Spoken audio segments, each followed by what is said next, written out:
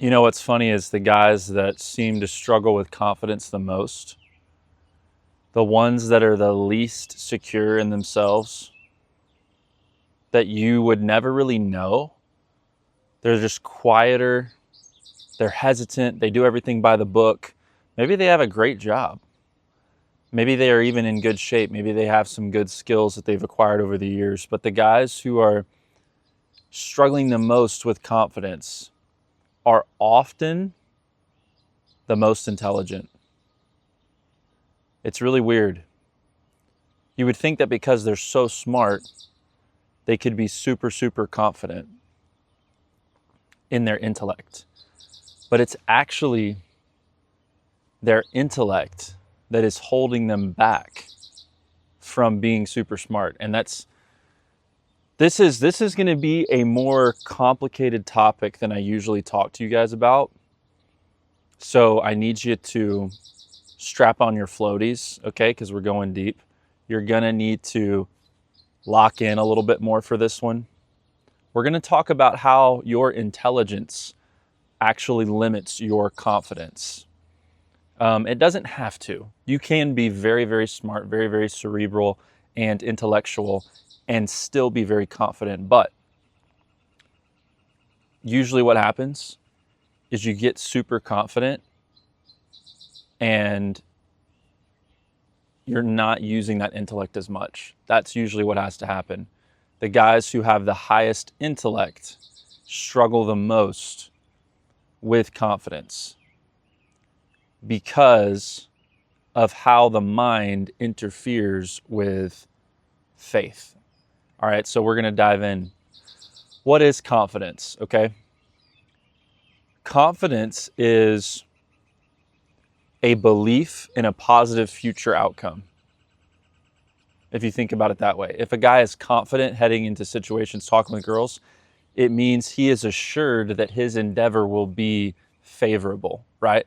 If I'm confident talking to a young woman, it means I am assured that my words and my actions will produce overall favorable results. It doesn't mean that, I'm going to nail every conversation, but it does mean that as a whole, I feel good about myself and my future endeavors going well for me. Confidence is almost the exact same thing as faith. Confidence can come from a track record of success. Faith can come from a track record of success. Faith is a little different because if something is truly in faith, it means you don't have any evidence for it. Whereas confidence, you can have evidence. Faith is, I'm commanding this mountain to move, and I have zero evidence that mountains can move.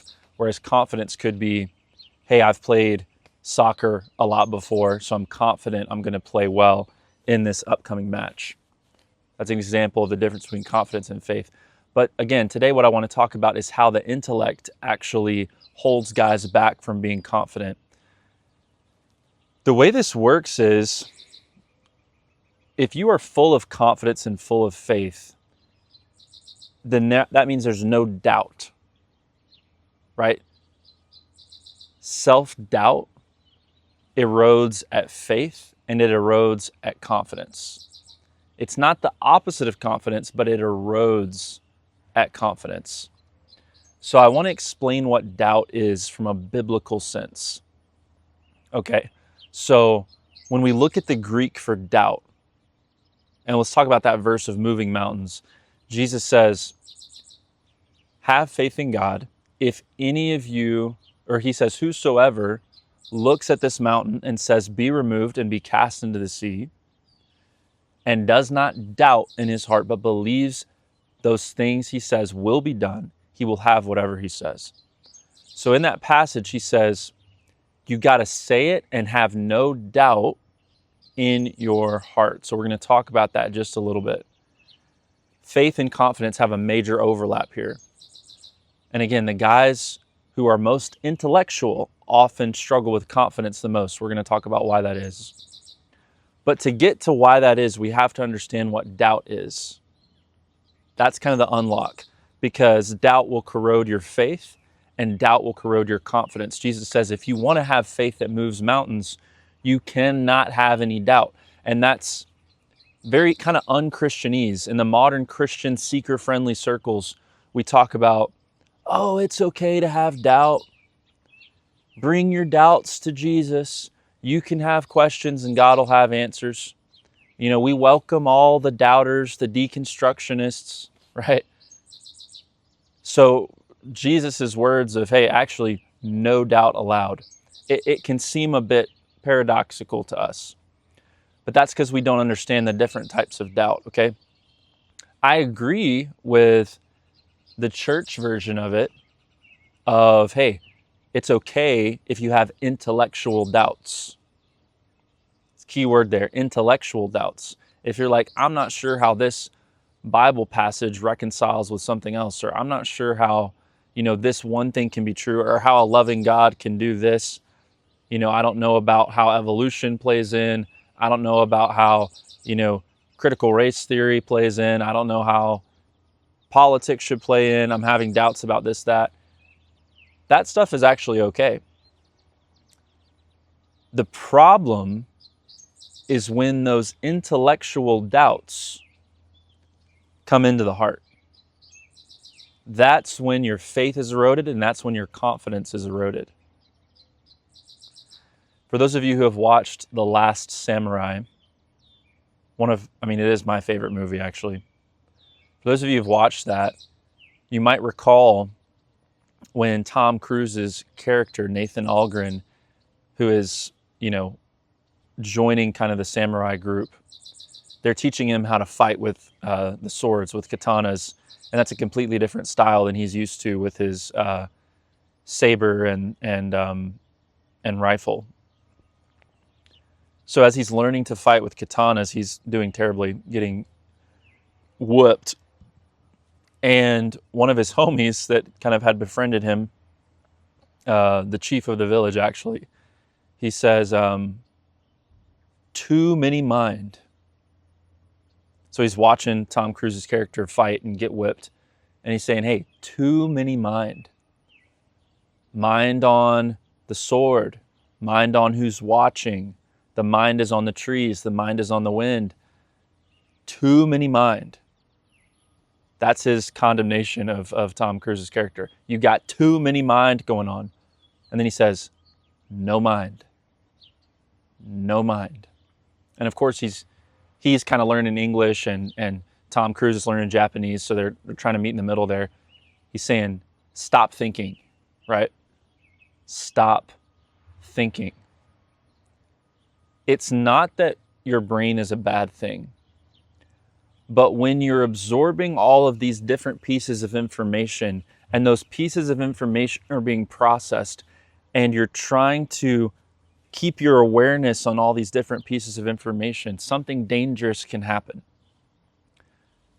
And that dangerous thing is called doubt. The doubt can come from, oh, what about this? What about that? What about these different circumstances?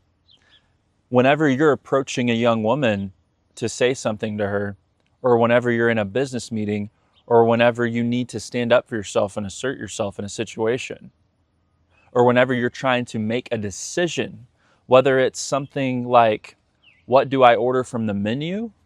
Or what do I choose for my career path? Or how do I address this work conflict? When you're coming up to a decision and you're not feeling confident, I guarantee you that same advice applies to you. Too many mind. Mind on this, mind on that, mind on that. No mind. No mind. Because here's what happens. When Jesus says, if you want the mountain to move, you cannot doubt, he doesn't say you can't doubt in the mind. He says you cannot doubt in your heart. He must not doubt in his heart. The Greek word for heart is cardia. You guys know we use that in modern medicine, cardiovascular health. I'm going to go to the gym and do some cardio, right? It's the heart exercise. In biblical texts and in a lot of ancient spiritual texts, the heart is recognized as the seat of emotion, okay? So when Jesus is saying you cannot doubt in your heart, Jesus could have said mind. He could have said spirit. He could have said soul. There's plenty of Greek words that were available for that. And of course, he was speaking in Aramaic. But as it was translated to Greek, it could have been any other Greek word, but the word cardia was picked for heart. Okay. Do not doubt in your heart. And here's what happens.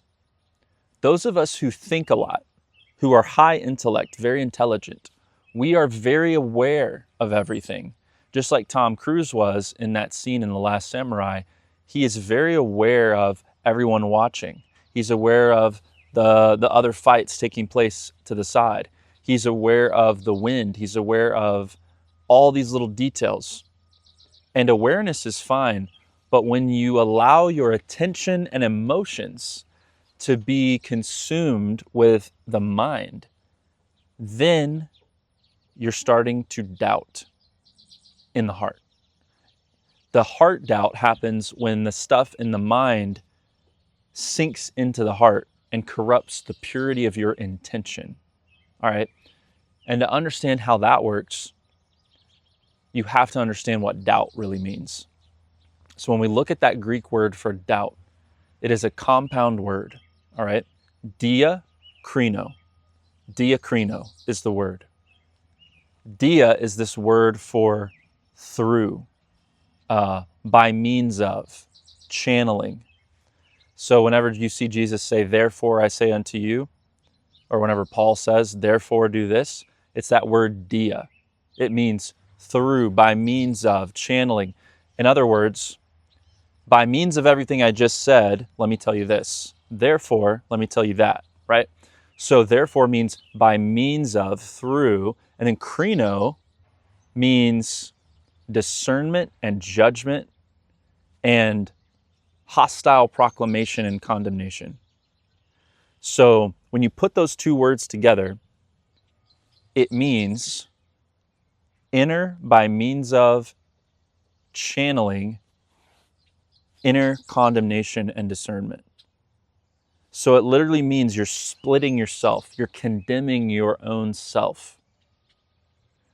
To doubt is to have a split inner discernment channeling through you. That's what doubt is. So doubt is not this intellectual question of, oh, I wonder, what the best item on the menu is, or I wonder what I should say to this young woman, or I wonder what message is best on Hinge, or I wonder what decision to make with my career, my education. Those are intellectual thoughts. This diakrino, this doubt, is when we allow those thoughts to drop down from the mind into the cardia, the heart. And not only do we allow that, but we allow an emotional attachment to take place such that our intention and our emotion becomes krino, split, inner discerned, inner conflict, diakrino, inside split.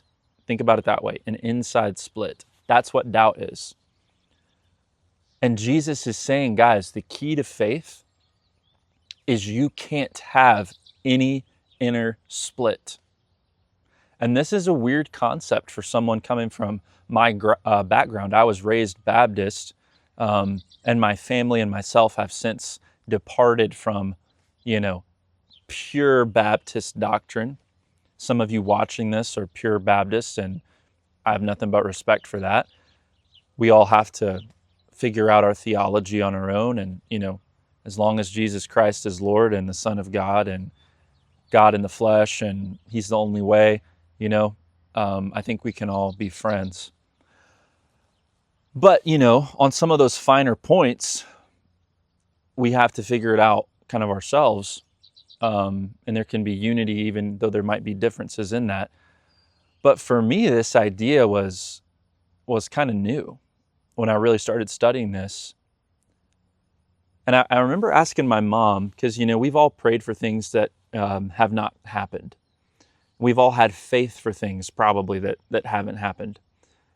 And I remember asking my mother not too long ago, I said, Mom, Has there ever been a time in your life, because she's been Baptist a lot longer than me, I said, has there ever been a time in your life where you prayed for something or you believed in something and you prayed and believed with zero doubt?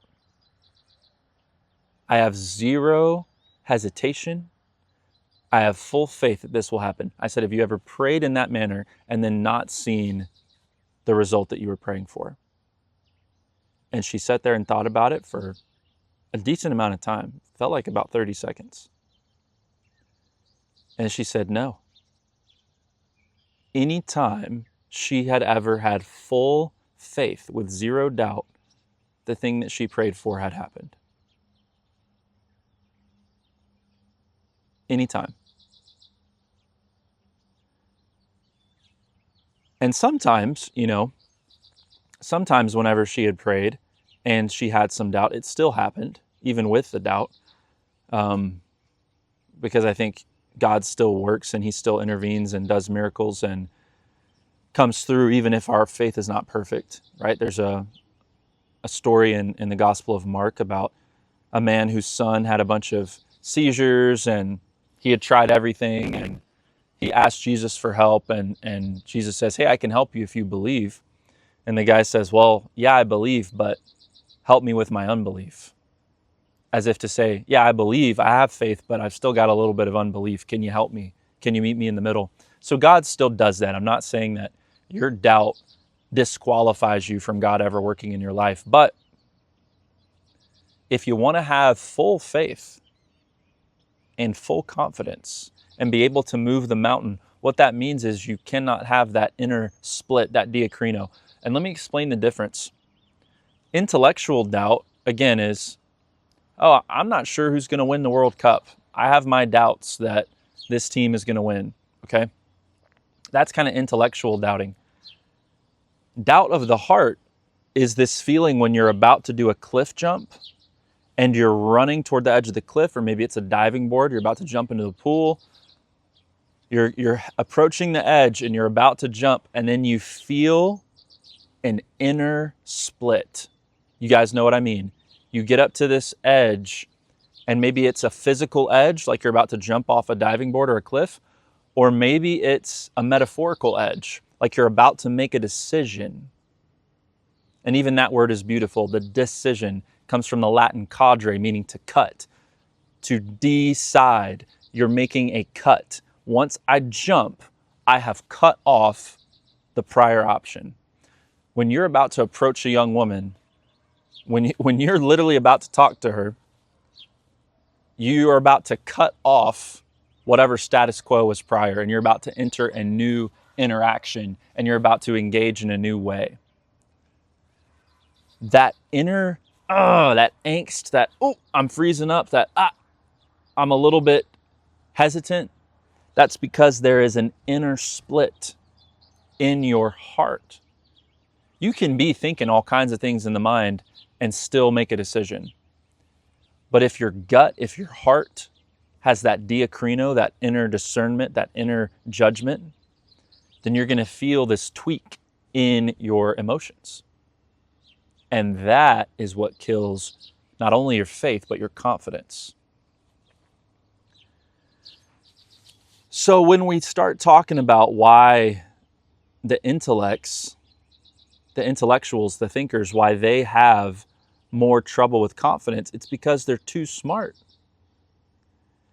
The trend of retard maxing speaks to this. Retard maxing is the exact advice that the samurai chief was giving to Tom Cruise. You got too many mind, and you need to move to no mind. You need to be retarded. You need to stop thinking so much, because when your thoughts overwhelm your heart and allow that diacrino to come into your emotions, it is polluting your ability to act with confidence, which is why the retards, pardon my politically incorrect language, the retards don't have confidence issues. They got no mind. Whereas my intellectual clients, which are some of my favorites to work with because I'm intellectual too, I think a lot as well. When I help them understand how their own thoughts are sinking into the cardia, the heart, and causing this inner split, they can understand. When we address the limiting beliefs, when we address the issues of the heart that are allowing this split to take place, that are creating this diacrino, we can unlock the confidence that was always there. It was just being polluted and corrupted. This is why these happy-go-lucky people that don't seem to think things through, stuff just somehow works out for them. And for people like me and you who are more thinkers, and we're like, this guy doesn't know what he's doing, but he's so confident, and it still works out. Yeah, that's actually why. That's actually what's causing all that, is he's not thinking so much. He's not allowing too many mind to drop into his heart and create that inner split of doubt. You know, when he runs off the cliff jump and into the water, there's no mind. Whereas you and me, it's, oh, I got to make sure I land right. Or I wonder if there's anything below under the water that I'm going to crash into that I don't see. Or I got to make sure I get far enough away from the cliff. Or what if I slip when I run off? Those are all real possibilities. But when we allow those thoughts to sink into the emotions, we've now created diacrino, and we've killed our chance for faith, and we've killed our chance for confidence. And as you guys have probably seen watching these fail army videos on Vine, or, you know, fail compilations on TikTok, or whatever age you are, whatever you've watched, we've all watched them. People who are running off to jump, or maybe they're going on a rope swing, or it's a cliff jump or a diving board deal, and they have this hesitation. It never ends well, man. That diacrino kills their confidence, and it kills their ability to make a strong decision, a strong cut, a strong play. It creates an incompletion, whether metaphorically or physically. So guys, if you're watching this and you're a deep thinker and you struggle with confidence, what I need you to understand is you got too many mind. And I'm not saying you need to check your brain at the door, but I'm saying if your brain decides that you need to make a decision, and if your instinct tells you, hey dude, you need to do this, then you need to listen. And you need to keep the thoughts in the mind and put your awareness and your attention on the target. Pure faith, pure confidence is pure. What is pure? Pure is 100% of one thing. To be pure, often we think of purity as the lack of corruption, but the other side of that coin is that purity is wholeness and oneness and singleness. Purity is a singularity of something. If I have pure water in a glass, then that means it is 100% H2O. There is nothing else in there. It is a singularity. It is one homogeneous thing. And faith and confidence are the same. Whenever you have pure faith and pure confidence, it means you are locked in singularly on one thing, and there is no inner split. There's no diacrino. If you're making that cliff jump, then it means that you're jumping all in, not looking back. If you're going to go approach a woman, then you are not being held back by your thoughts. You're moving fully in one direction. That is full faith. That is full confidence. Jesus is saying, if anyone here, he said, whosoever, if whoever, anybody, that includes the disciples, it includes you and me, it includes anyone in the world. He says, if anyone looks at this mountain and says, be removed and be cast into the sea, it can happen. But, and this is in Mark 11, 22 through 24, by the way, if you want to look it up, Mark 11, 22 through 24. He opens it by saying, have faith in God. So your faith has to be in God for this to work, okay? Have faith in God, and then say what you're saying with zero doubt. If you and I, rational men, can look at a mountain and tell it to move without a shred of inner split of like, I don't know if this is going to work. I'm not very sure that this is going to happen. I don't know how I feel about this. If you're saying that with no diacrino, Jesus says it'll happen. But you're going to have inner doubt if you have too many mind. So the title of this video might be something like, "You're not retarded enough to be confident," or something. I might piggyback on that retard maxing trend again, but even though it's a bit crass, that's the point. That's the point behind the whole thing, is some of you are too smart for your own good. You think about it too much. I remember my powerlifting coach back when I was in college.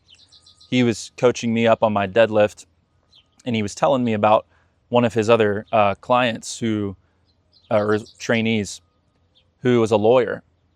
And I can't remember the guy's name, but he was just like, yeah, he's a lawyer and he's really, really strong, but he thinks too much, so he can't get it. His thoughts, his too many mind, was getting in the way of his purity of intention when it comes to recruiting every single muscle fiber for the deadlift. Because it's so much about technique. You've got to learn how to recruit all of your muscle fibers that are relevant to the lift with a singular focus in one smooth motion to get that bar off the ground. And this guy just had too many mind. His mind was allowing his heart to be corrupted. And so for those of you watching that you're like, oh my gosh, this is me. I'm thinking all the time. I'm thinking about this, thinking about that, and I don't have confidence. Here's my message for you. Your mind is a good thing. Your mind can really help you with strategic planning. It can help you spot potential pitfalls that other people can't see. It can help you optimize and make the very best possible decision. And those are all good things in the right context. But when it comes to social dynamics, relationships, things that happen on the fly that you don't have time to go back and make a plan. You don't have time to make an Excel spreadsheet. You have to make a decision in the moment. That too many mind is going to get you. And a lot of what I do, what I've had to learn for myself, is to have my big old brain doing its thing. I was a 4.0 student. I've never made a B in my life in a class. I've always been book smart, right? So I had to learn this. I was in your shoes. I still get in that place occasionally now where I got too many mind, and I let those thoughts drop into the heart and corrupt the purity of my intention, which erodes faith and which erodes confidence. So I don't want you to throw your brain out the door, but I want you to learn, as I have learned, as my clients learn, as I train and as I teach, to eliminate the beliefs that are held in your heart and in your spirit, in your instinct. Eliminate, uproot, and replace those beliefs so that whenever the thoughts do come up, because we're not going to be able to fix that. You're always going to have thoughts. But whenever those thoughts do come up, they are not able to attach to unstable emotions in the cardia and create the diacrino, because that's what gets us in trouble. If this is resonating with you and you're like, yes, I know I'm smart, I know I'm capable, but for some reason, I can't consistently be confident in these certain areas that I don't feel like I have a system for, I don't feel like I have a plan for, I have trouble being confident in these ways. If that's you, you need to scroll down and book a call with me, because this is one of the things that I specialize in as a masculine identity coach. That confidence is there. That inner dog within you, that beast mode within you is there. God gave it to you. He made that in you as a man. It's just caged up. It's been caged up. It's been withering away, and we need to let it out. And the way we're going to do that is by breaking the limiting beliefs, usually rooted in ungodly, sinful ideas, actually, believe it or not, that are adopted from the old man, the old self that was crucified with Christ, and then adopting the powerful beliefs that God has given us in our new identity. Paul says in, I believe it's 1 Timothy, he says, "For God has not given us a spirit of fear, but of power, of love, and soundness of mind." If you could have power, love, and soundness of mind in those split-second decisions, there would be no diacrino. There would be pure, singular faith and confidence. And that is what I want for you. Scroll down and book a call with me. It's no sales pitch, no cost, no pressure. Just seeing how we can identify some low-hanging fruit for you to work on. And then if you wanted to work with me after that, we could talk about it. But I have plenty of these conversations with guys I don't work with. I'm happy to do it. Again, I've got 430 subscribers on here. 100 of you are going to watch this, and I'm thankful for each and every one of you. So yeah, go ahead and do that. No diacrino, just scroll down and get it done. And then I'll see you soon. For everybody else who doesn't struggle with confidence at all and is just watching this for entertainment, I do appreciate you. This is For the Boys, episode 55. I'll see you guys soon.